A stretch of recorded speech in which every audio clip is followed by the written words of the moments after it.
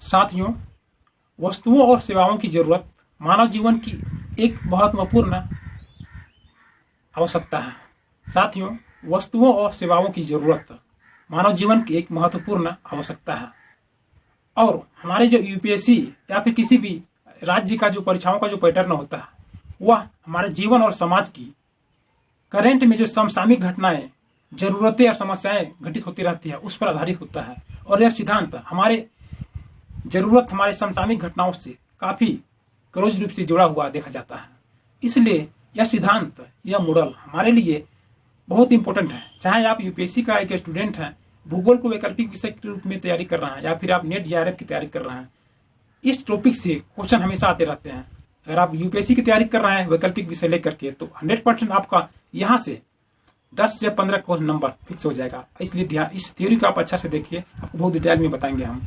और यदि net JRF की तैयारी कर रहे हैं फिर भी यह सिद्धांत, यह वीडियो आपके लिए काफी इंपॉर्टेंट होगा, क्योंकि इस सिद्धांत से हर एक परीक्षाओं में शायद कभी कभी छूटता हो एग्जाम, यहाँ से 1 या 2 क्वेश्चन हमेशा एग्जाम में आते ही रहते हैं।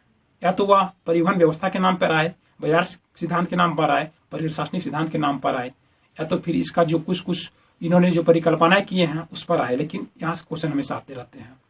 इसलिए आप हमारे साथ बने रहे, 15-20 मिनट अगला मैं आपको कुछ ऐसा ही पॉइंट्स बताएंगे जो कि आपके एग्जाम के लिए काफी महत्वपूर्ण होगा।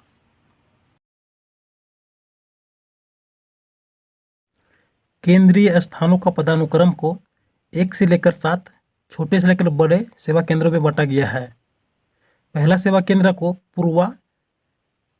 सबसे छोटा सेवा केंद्र को पूर्वा, उससे बड़ा सेवा केंद्र को गांव, उससे बड़ा सेवा केंद्र को कस्बा, उससे भी बड़ा सेवा केंद्र को छोटा नगर, उससे भी बड़ा सेवा केंद्र को प्रादेशिक नगर, उससे भी बड़ा सेवा केंद्र को प्रादेशिक महानगर, और उससे सबसे जो बड़ा सेवा का केंद्र होगा उसे प्रादेशिक राजधानी नगर कहा गया है। इस तरह से कुल कृष्णालर महोदय ने अपने सेवा केंद्र के सिद्धांत में पदानुक्रम के अनुसार 1 से लेकर 7 छोटे से लेकर बड़े सेवा केंद्रों को अलग अलग षटकोण के आकार में वर्गीकृत किया है। आइए अब बात करते हैं बाजार व्यवस्था का, अर्थात बाजार सिद्धांत। कृष्णालर महोदय के अनुसार बाजार सिद्धांत को K3 मूल्य वाला बाजार नियम भी कहते हैं। K3 मूल्य कहने का मतलब है कि बाजार व्यवस्था के अंतर्गत जो षटकोण या सेवा केंद्र होगा वह अपने साथ साथ 2 अन्य सेवा केंद्रों को भी सेवाएं प्रदान करता है।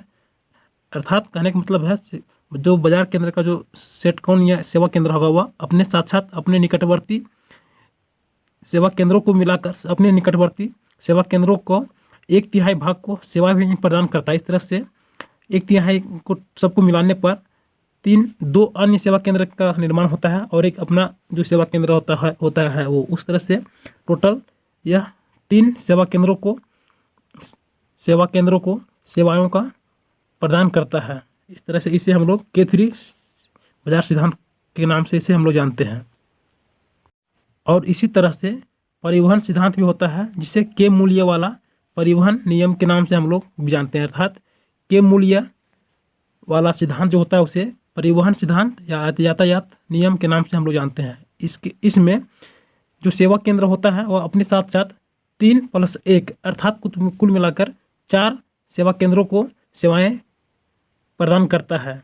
इसलिए इसे हम लोग K4 का परिवहन सिद्धांत भी कहते हैं। और इसी तरह से तीसरा जो सिद्धांत इन्होंने दिया था वह था प्रशासनिक सेवा का नियम, अर्थात प्रशासनिक नियम। इसे K7 सिद्धांत के नाम से भी जानता है। K7 सिद्धांत के अनुसार एक षटकोण ये जो सेवा केंद्र होगा वह अपने साथ साथ 6 अन्य सेवा केंद्रों को भी सेवाएं प्रदान करता है। इस तरह से 6+1 अर्थात 7 सेवा केंद्रों को सेवाएं प्रदान करता है। इसे हम लोग कहते हैं प्रशासनिक नियम। साथियों, बाकी और इसे डिटेल में आप देखना चाहते हैं तो हमारे प्लेलिस्ट में इसका एक और डिटेल से वीडियो बनाया गया है, जहां पर आपको विभिन्न सेवा केंद्रों में जो आपसी रिलेशन है, जो संबंध है, अनुपात समानुपात, जो इसमें इन्होंने अनुपातिक की संबंध दिखाया है एक से दूसरे सेवा केंद्रों को, उसको हमने बहुत डिटेल से उसमें बताया है। कृपया करके आप उस जाके जरूर देखें, ताकि आपको इस सिद्धांत में किसी भी तरह का कोई डाउट नहीं रहेगा। जैसे कि आपका हो गया वस्तुओं का देहरी हो गया, वस्तुओं का परास हो गया, केंद्रों का केंद्रीयता हो गया, ये सब जो भी इसका टर्म इन्होंने दिए थे और कुछ परिकल्पनाओं को इन्होंने बताए थे, ये सब हमने उस वीडियो में पूरा डिटेल से किया है। आप जाकर प्लीज़ हमारे प्ले लिस्ट में जाए, देखें, आपको पूरा समझ में आ जाएगा। फिर बाकी कहीं आपको फिर से कोई मॉडल को देखने का जरूरत नहीं पड़ेगा। धन्यवाद।